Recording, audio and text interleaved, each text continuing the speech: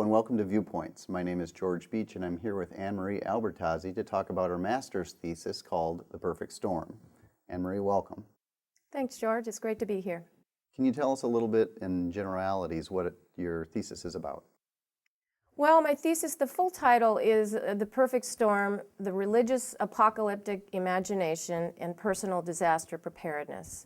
And generally what my thesis is about is examining how people with religious beliefs that include an end times or millennialist doctrine assess their personal disaster risk and therefore their likelihood to be more prepared for a disaster using FEMA's guidelines. How did you come up with your thesis topic? Well, I was reviewing FEMA's national survey of the American public from 2009. They had findings that indicated that high levels of self-reported religiosity correlated positively with high levels of personal disaster preparedness. And I'll emphasize preparedness rather than the tendency to respond and assist with recovery. And so what I came up with was the question, why are people with self-reported high religious beliefs more likely to, in fact, prepare for disaster? And it led me to think about what I'm calling the apocalyptic imagination in reference to personal disaster preparedness. Does one's belief in an end times theology impact one's personal risk assessment? And the way that FEMA defines personal risk assessment is how likely does the individual think that disaster will happen to them? How much do they believe preparing will make a difference? And how able do they feel that they can personally prepare? All those need to be in place in order for someone to complete preparedness measures in their home. Tell me a little more about apocalyptic imagination.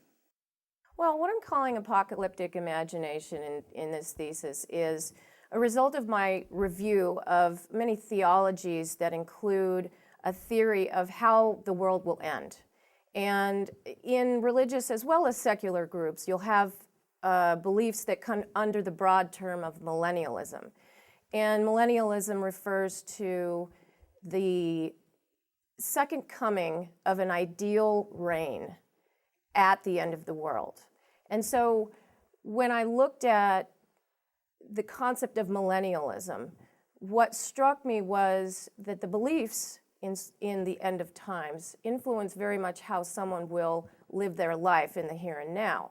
And I was wondering whether that apocalyptic imagination would influence how people who believe in these theologies conduct personal risk assessment.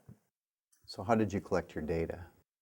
Well, what I did was I convened 4 focus groups comprised of 34 individuals members of the American public, who were self-reportedly very religious and had an end times doctrine or an end times theology within their religious beliefs.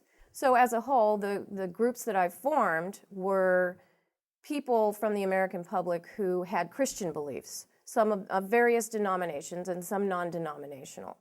I convened these focus groups and I asked questions directly related to FEMA's 2009 national survey.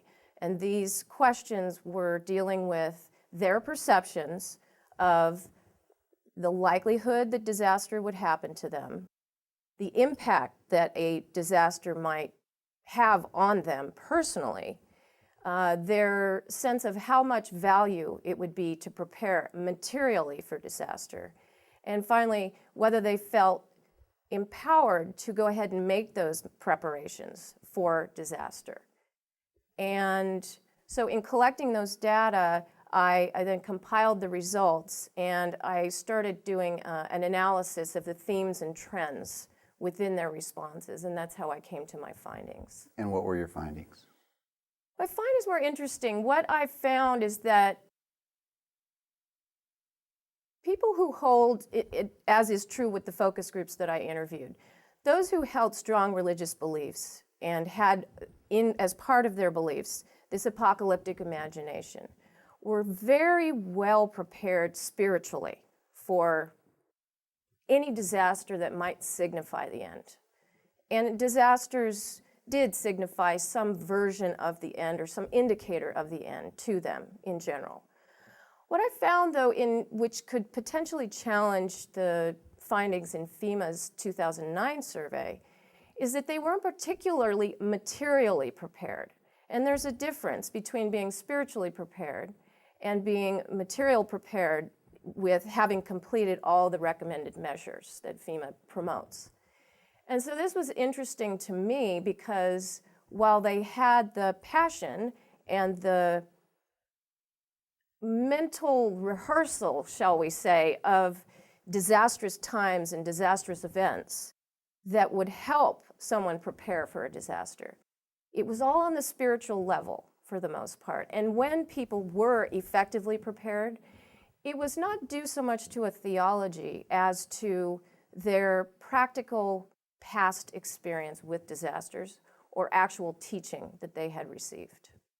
And so what are the implications of your findings? Well, I think the implications there are a few, and one of them is that when assessing groups' personal preparedness motivations, as FEMA and many organizations do when they're conducting studies on how prepared people are and how likely they are to prepare, one of the things that might have to happen is to section off the self-reported religious populations and discover more about how they assess their personal risk, to build on the findings that I have and more nationwide. How is it that they assess their personal risks, and where are the gaps that then public outreach and marketing could fill? And the religious community is such a major asset in disaster recovery and response. If some of that apocalyptic imagination could be harnessed, first measured, and then harnessed for preparedness measures, I think that disaster resiliency in the U.S. could begin to take a step forward. Sounds like a fascinating thesis. I look forward to reading it. Anne-Marie, thank you very much for joining us on Viewpoints today, and congratulations on your graduation. Thank you.